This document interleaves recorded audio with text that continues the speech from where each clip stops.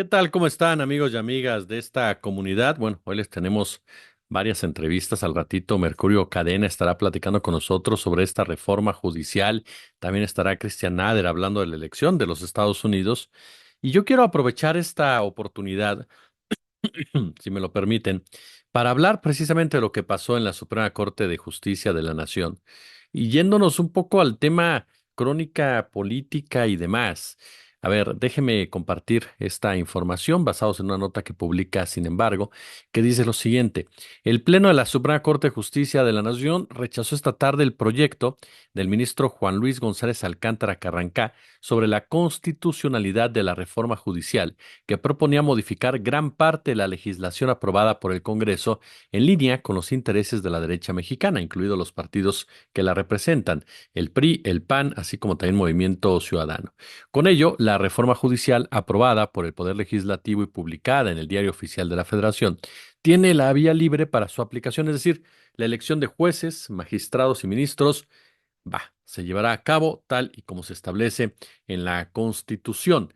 Después de una jornada, larga jornada para los ministros que no están muy acostumbrados a este tipo de extensión de horario y se estuvieron quejando varios de ellos, una jornada de por lo menos 5 horas.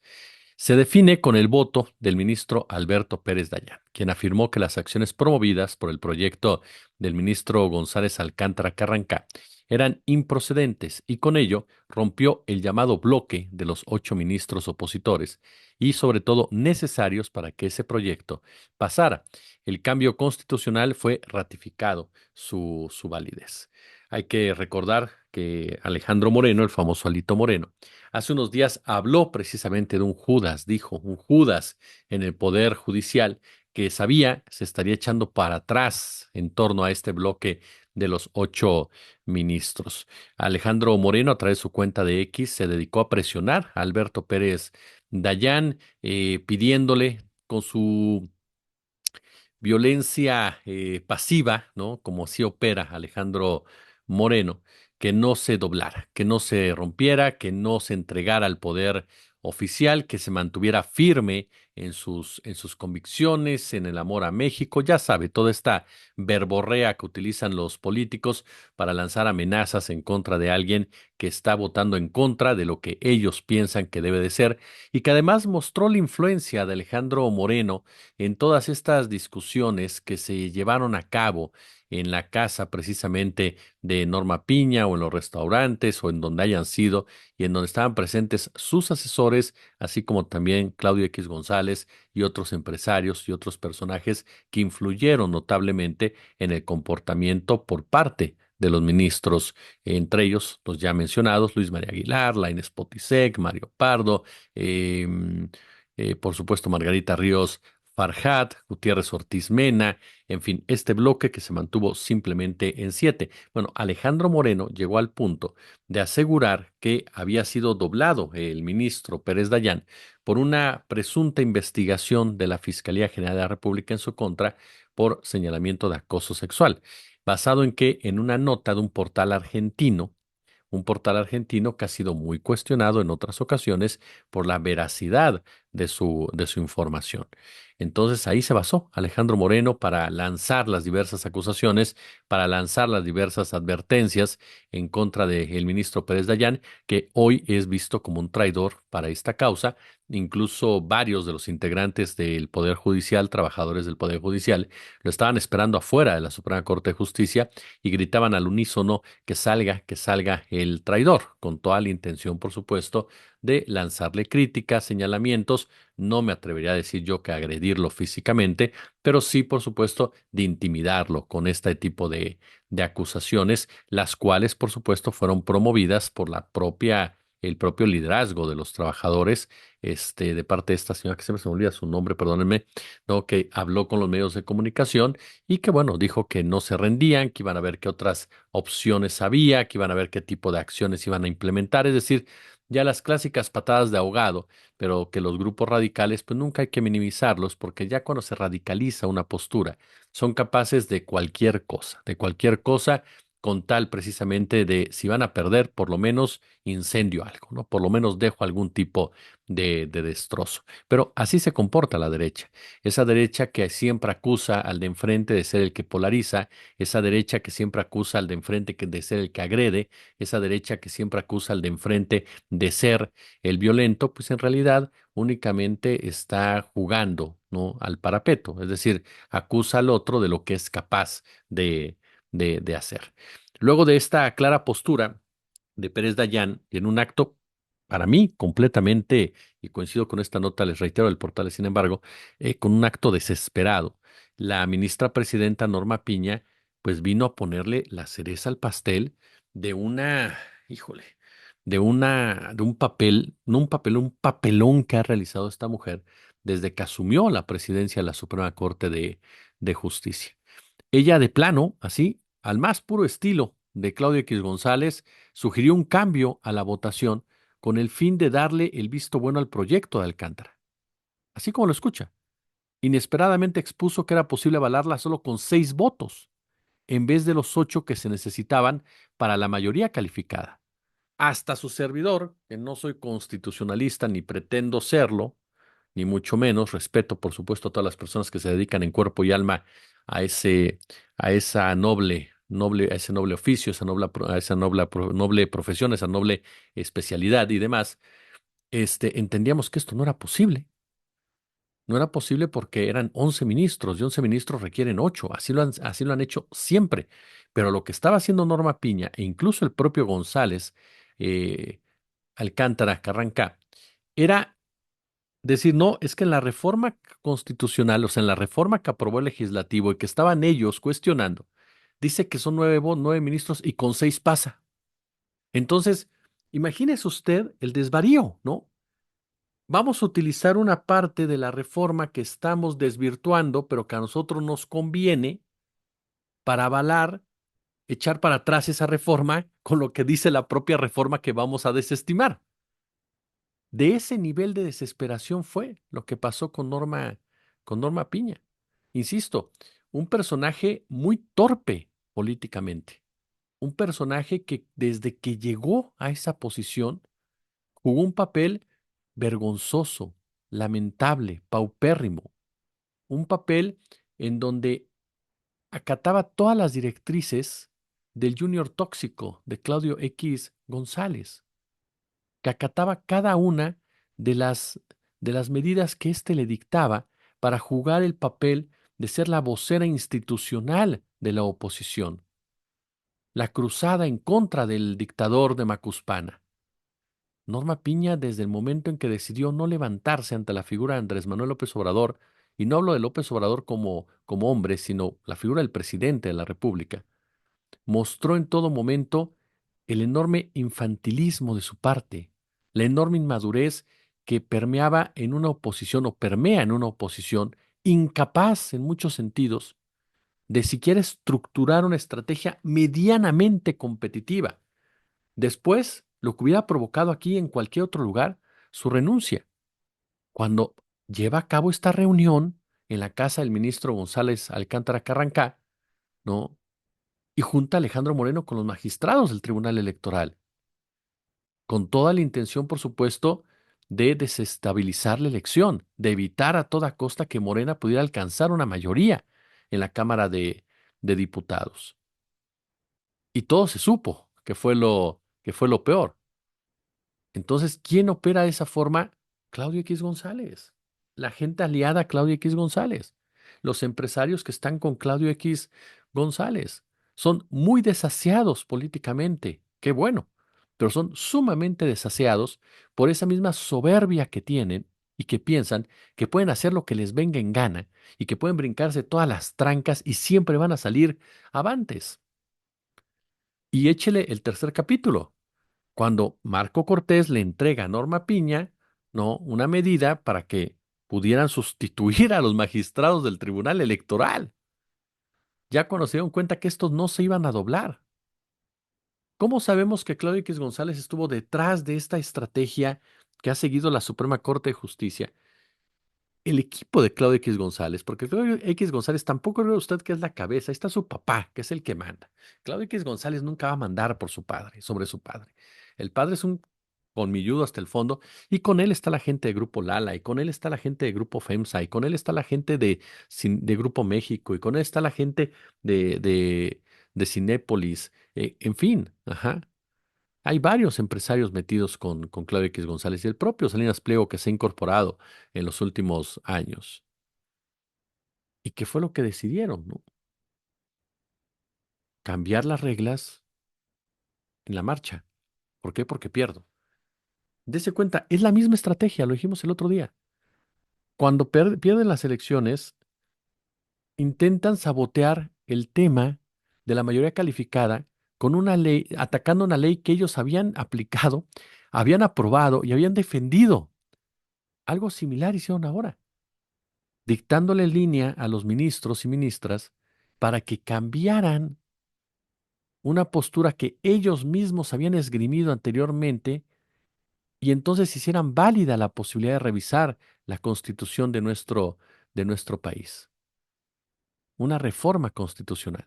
Fue de verdad lamentable, patético observar a Margarita Ríos Farjat, que está el audio, los varios audios en donde ella dice que esto es imposible, que esto no es válido, al propio Alcántara Carrancá, al propio Lainez Potisek, al propio Luis María Aguilar, quienes actuaron de esa forma facciosa cuando no convenía a sus intereses, cuando no convenía realmente a los intereses que ellos defienden desde el poder judicial de nuestro país. Por eso les decía en la tarde, esa reflexión, no esa frase, una nueva reflexión, lo único que es una mascarada elegante de una chicanada. Y no solamente eso, déjeme decirle lo más lamentable de todo esto, ver a abogados, a analistas jurídicos, a egresados del UNAM, a egresados de la Escuela Libre de Derecho, festejar la tranza, la triquiñuela que iba a hacer Norma Piña y su equipo, que le explicaba, le intentaba explicar hace un momento, de los 6 votos. Destacarla como una gran estrategia. ¡Qué bárbara! Se voló la barda. Les vio la cara con su propia reforma. ¡Bravo, Norma Piña! Te estás comiendo a Morena. No tenía pies ni cabeza. ¿Cómo es posible que estas personas que se ufanan de ser abogados, de ser maestros, de ser doctores en derecho, que se ufanan de representar al Poder Judicial de esa forma, valoraran un hecho tan, pero tan corrupto, un hecho tan soez, y que lo festejaran a través de X como si hubiera sido una movida de ajedrez político? Están tan derrotados realmente, están ya tan sumidos en la inmoralidad que no se dan cuenta cuando cruzan una línea. Aquí lo bueno y lo llamativo en realidad es que cuando un grupo de ministros, incluyendo, por cierto, ¿no?, a gente cercana a Norma Piña, decide no avalar esta reducción del número de votos, entre estos Luis María Aguilar y Mario Pardo, quienes se suman a los 4 que ya se habían manifestado en contra del proyecto de González Alcántara Carrancá. Y me sorprende porque Luis María Aguilar es un hombre cercanísimo a Ricardo Salinas Pliego. Es un hombre que ha evitado que Salinas Pliego pague impuestos. Mario Pardo no tiene tantos señalamientos públicos como tal, pero se le ha señalado también de litigar a favor de ciertos intereses empresariales. ¿Por qué cambiaron de decisión? Puede ser, sí, que ambos se hayan dado cuenta que ya era demasiado. Luis María Aguilar ya se va, literalmente, está próximo a salir, y tal vez no quiso que su nombre se le viera envuelto de esa forma y recordado de esa manera. Esa es una idea que yo tengo, si quieren, muy inocente, que determinaron que no era correcto ya hacer lo que estaban haciendo. Y por eso fue que 6 contra 5, decidieron que eran 8 los votos que se necesitaban. Es decir, mantener este criterio. ¿Habrá algún movimiento por detrás de los intereses fácticos que se fueron derrotados y prefirieron retraerse de esa manera? No lo sé, habrá que esperar, por supuesto. En el papel, por lo menos queda que dos ministros que fueron críticos de la reforma judicial, dos ministros que han sido defensores de los intereses empresariales, decidieron no seguirle por ahí. Pero sobre todo, y hay que reconocerlo, a Alberto Pérez Dayán.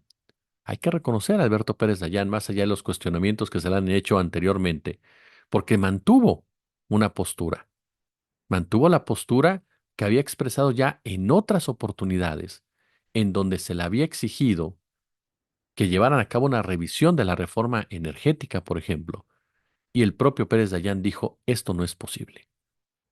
Por eso es que se mantuvo en esa lectura, se mantuvo en esa posición, se mantuvo en una actitud acorde a cómo debe ser una persona congruente, que tal vez no piensas que lo que están aprobando está bien, pero ahí está la ley, ahí está la forma, ¿no? Y por lo tanto, se tomó esa determinación. Aunque, como él lo dijo, quisiera convencerme de lo contrario. La Constitución no se puede llevar a cabo una acción de esta naturaleza como la que están proponiendo el ministro Alcántara Carranca. Además, fue una jornada, caray, ¿no? Que tuvo un receso de 45 minutos, este, y que marcó también, insisto, en ese receso las presiones en contra de Pérez Dayán. A final de cuentas, los cuatro ministros que se pronunciaron en contra del proyecto fueron Lenia Batres, Yasmín Esquivel, Loreto Ortiz, el propio Alberto Pérez Dayán. En tanto, los que votaron a favor fueron Luis María Aguilar, Jorge Pardo, Margarita Ríos Farjat, Javier Lainez, Alfredo Gutiérrez, Ortiz Mena, Juan Luis González Alcántara Carrancá, que era el ministro ponente, y la propia ministra Norma Piña. Incluso Vanessa Romero, que es una de las voces más destacadas en toda esta discusión, dijo algo muy interesante que ayudó a guiarnos a varios de nosotros para saber que estaban operando irregularmente a esta postura de Norma Piña, cuando dijo que la redacción del 105 constitucional que Piña quiere usar para declarar inconstitucional la reforma judicial con solo 6 votos, proviene de la misma reforma que busca invalidar. Lo que le decía hace un momento, el umbral de 6 votos se pensó para una corte de 9 ministros, no para la actual de 11. Entonces, imagínense, ¿no? Pero me parece que esto muestra el ocaso ya de un personaje que todavía se va a mantener hasta agosto del 2025, pero que hoy por hoy es totalmente desechable. Un personaje que ya no le hace bien a la discusión en ningún marco de este país y lo que venga en la Suprema Corte de Justicia de la Nación. Un personaje que ya no tiene ninguna autoridad moral, un personaje que ya no tiene ningún tipo de jetatura, incluso entre sus propios compañeros, por la manera en cómo terminó enojada, furiosa, iracunda. Se le notó cuando los regañó que ya estaban despidiendo y todavía no acababan la sesión. Un personaje que no podría decir que se traicionó a sí misma, pero sí traicionó lo que supuestamente dice defender. Norma Piña es hoy por hoy, junto con la propia Xóchitl Gálvez, Lorenzo Córdoba, los corderos llevados al sacrificio por esta élite empresarial corrupta que no teme en ningún sentido quemar a quien tenga que quemar, la propia Denise Dresser desde el ámbito intelectual, ¿no? Que fueron crucificados por estos empresarios, que los llevaron al matadero. Digo, ellos quisieron ir directamente, pero que sacrificaron todas sus trayectorias, su credibilidad, pero sobre todo sacrificaron su decencia al operar como tontos útiles de intereses de un grupo de personas que han vuelto a ser derrotadas. Porque hoy, más que nunca, esa frase de disfruten lo votado resuena con fuerza, porque hoy nuevamente la derecha fue derrotada en esta serie de episodios, en esta serie de batallas que durante mucho tiempo van a estar acompañando la historia narrativa de de este país. Por lo pronto, la reforma va y la elección de ministros, de magistrados y de jueces es una realidad. Ahora viene otra exigencia para que se desarrolle de manera adecuada, para que se desarrolle de manera correcta y para que nosotros como ciudadanos tengamos el compromiso de informarnos, de estar pendientes quiénes son los jueces, quiénes son los suspirantes y participar activamente para que sea un éxito, porque ha sido muy dura esta batalla. Y ya para concluir, me parece que a final de cuentas hay un dato muy interesante. Se evita, e insisto, ya como corolario, se evita un encontronazo que nos hubiera llevado a una crisis institucional como tal. Un enfrentamiento como el que nunca se ha visto en este país entre el poder legislativo y ejecutivo y el poder judicial. Sin duda, para nuestro país es algo sumamente positivo, sumamente provechoso. E incluso, como bien lo señala mi querido Temoris Greco, para los propios ministros disidentes también es algo muy bueno. ¿Por qué? Porque no se verán hundidos, ya de por sí estaban seriamente hundidos, pero en una peor situación causada por su tosudez, por sus intereses personales, por sus intereses de élite. No salieron limpios, ni van a salir limpios en ningún sentido, pero por lo menos no terminaron de hundirse en la porquería del basurero de la historia, aunque muchos de ellos estaban dispuestos a llegar hasta el final. Aquí, insisto, el reconocimiento es para Pérez Dayán en todos los sentidos. Y para la propia presidenta Claudia Sheinbaum es una gran victoria. Efectivamente, coincido con Temoris, es una gran victoria que le va a permitir respirar y sobre todo después de lo que pase en los Estados Unidos. Como siempre un gusto, como siempre un placer. Pulgar arriba si les gustó el análisis, el comentario. Déjenme sus puntos de vista, compártanlo, suscríbanse y vamos por más. Por supuesto, hemos empezado un poco lentos este mes en vistas. Hay que movernos, hay que movernos. Y ya lo saben, gracias. Nos vemos a ratito. Mercurio Cadena y después Cristian Nader. Gracias, buenas noches.